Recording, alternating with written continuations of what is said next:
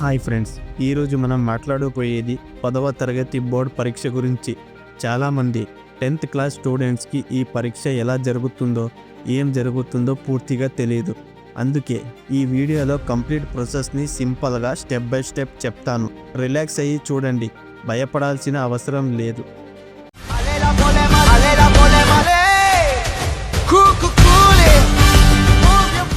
ప్రతి ఇయర్ లక్షల మంది స్టూడెంట్ 10వ తరగతి బోర్డ్ పరీక్షలు రాస్తారు.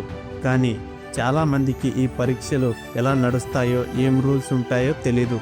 ఈ వీడియోలో అన్నీ క్లియర్గా చెప్తాను. ఇక స్టార్ట్ చేద్దామా? నెంబర్ 1, 10వ బోర్డ్ పరీక్ష అంటే ఏంటి? ఇది స్టేట్ బోర్డ్ అంటే తెలంగాణ, ఆంధ్ర, కర్ణాటక లాంటివి, లేదా సిబిఎస్ఈ, ఐసిఎస్సి ద్వారా నిర్వహించబడుతుంది పబ్లిక్ ఎగ్జామ్. ఈ పరీక్షలో పాస్ అయితే మాత్రమే నెక్స్ట్ స్ట్రీమ్ అంటే ఎంపీసీ, బైపీసీ, సెకండరీ ఎడ్యుకేషన్ చూస్ చేసుకోగలరు. మీ ఫ్యూచర్కి ఇది చాలా ఇంపార్టెంట్. ఇక సెకండ్ పాయింట్, పరీక్ష షెడ్యూల్ మరియు టైం టేబుల్. పరీక్షలకి 2 నుంచి 3 నెలల ముందు board official time table release చేస్తుంది, వెబ్సైట్లో లేదా స్కూల్ ద్వారా. సాధారణంగా ప్రతి సబ్జెక్ట్కి వేరు రోజులు. మార్నింగ్ సెషన్లో అంటే టీఎస్ మరియు ఏపీలో పొద్దున 9:30 నుంచి 12:30 వరకు జరుగుతాయి. సిబిఎస్ఈలో కూడా ఫిబ్రవరి, మార్చ్లో మెయిన్ ఎగ్జామ్స్ ఉంటాయి. ఇక మూడవ పాయింట్, హాల్ టికెట్ మరియు అడ్మిట్ కార్డ్. పరీక్ష ముందు స్కూల్ నుంచి హాల్ టికెట్ ఇస్తారు. దానిలో మీ పేరు, roll number, exam centre, subject dates అన్నీ ఉంటాయి. హాల్ టికెట్ లేకుండా ఎగ్జామ్స్ హాల్స్లో ఎంట్రీ లేదు. అందుకే దాన్ని ఎప్పుడు సేఫ్గా పెట్టి ఉంచుకోండి. ఇక point number 4, exam centre rules. Exam రోజు 30 నిమిషాల ముందు సెంటర్కి రీచ్ అవ్వాలి. Mobile phone, smart watch, bluetooth లాంటివి తీసుకువెళ్ళకూడదు. సీరియస్గా చెక్ చేస్తారు. అలౌడ్ ఐటమ్స్ ఏంటంటే బ్లూ మరియు black pen, pencil, eraser, hall ticket మాత్రమే. మీ సీట్ రోల్ నంబర్ ప్రకారం ఫిక్స్ అవుతుంది. ఇన్విజిలేటర్ చాలా స్ట్రిక్ట్గా చూస్తారు.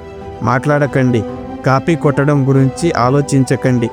ఇక పాయింట్ నెంబర్ 5, క్వశ్చన్ పేపర్ మరియు ఆన్సర్ రైటింగ్. ఎగ్జామ్ హాల్లో క్వశ్చన్ పేపర్ సీల్ చేసి ఉంటుంది. మీ ముందే ఓపెన్ చేస్తారు. పేపర్ చదవడానికి ఎక్స్ట్రా 15 మినిట్స్ ఇస్తారు. రాయడం స్టార్ట్ చేయకూడదు. తర్వాత 3 అవర్స్ టైం ఉంటుంది. ఆన్సర్ నీట్గా, క్లియర్గా పాయింట్లో రాయండి. సెక్షన్స్ ప్రకారం కరెక్ట్గా రాయడం మర్చిపోకండి. ఇక పాయింట్ నెంబర్ 6, ఎగ్జామ్ తర్వాత మార్కులు, తిద్దుపడిలు. మీ ఆన్సర్ షీట్ని వాల్యుయేషన్ సెంటర్కి పంపిస్తారు. వీరు వేరు టీచర్స్ వేరు సెక్షన్ ఎవాల్యుయేట్ చేసి మార్క్ ఇస్తారు. అన్నీ డిజిటలీ ఎంటర్ చేస్తారు. తర్వాత రీచెకింగ్, రీకౌంటింగ్ ఆప్షన్ కూడా ఉంటుంది. అవసరం ఉంటే మాత్రం అప్లై చేయండి. ఇక పాయింట్ నెంబర్ 7, రిజల్ట్ మరియు మార్క్స్ మెమో. ఎగ్జామ్ అయిపోయిన 1 లేదా 2 నెలలో ఆన్లైన్లో రిజల్ట్ వస్తాయి బోర్డు వెబ్సైట్లో. మీ మార్క్స్ మెమో మరియు పాస్ సర్టిఫికేట్ని డౌన్లోడ్ చేసుకోవచ్చు. ఇవి కాలేజ్ అడ్మిషన్కి చాలా ఇంపార్టెంట్. ఫ్రెండ్స్, 10వ తరగతి బోర్డ్ ఎగ్జామ్ ఇంపార్టెంటే, కానీ భయపడాల్సిన పని లేదు. బాగా ప్రిపేర్ అయితే, రూల్స్ ఫాలో అయితే ఈజీగా మంచి మార్క్స్ తెచ్చుకోగలరు. టెన్షన్ తీసేయండి, రెగ్యులర్గా చదవండి. 1 నిమిషం నా మాట వినండి. 10వ తరగతి బోర్డ్ పరీక్ష ముఖ్యం, అవును, కానీ అది నీ జీవితాన్ని కన్నా పెద్దది కాదు. నువ్వు బలహీనుడు కాదు, నీకు తెలివి తక్కువ కాదు. ఇప్పుడు కొంచెం ప్రెజర్ ఎక్కువ ఉంటుంది అంతే. ఆత్మవిశ్వాసం కొంచెం తగ్గినట్లు అనిపిస్తుంది. గుర్తుంచుకోండి, మార్కులు ఏదో ఒక కాలేజ్ ఇస్తాయి, కానీ నీ విలువని ఎప్పుడూ నిర్ణయించలేవు.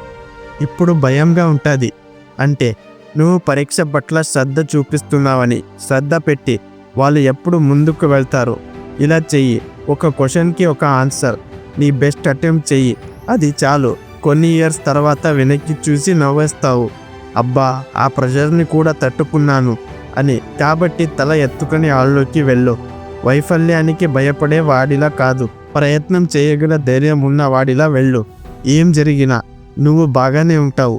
నీ పరీక్ష కన్నా నీ చాలా బలవంతుడివి. చాలా బెస్ట్ ఆఫ్ లక్, నువ్వు చేస్తావు.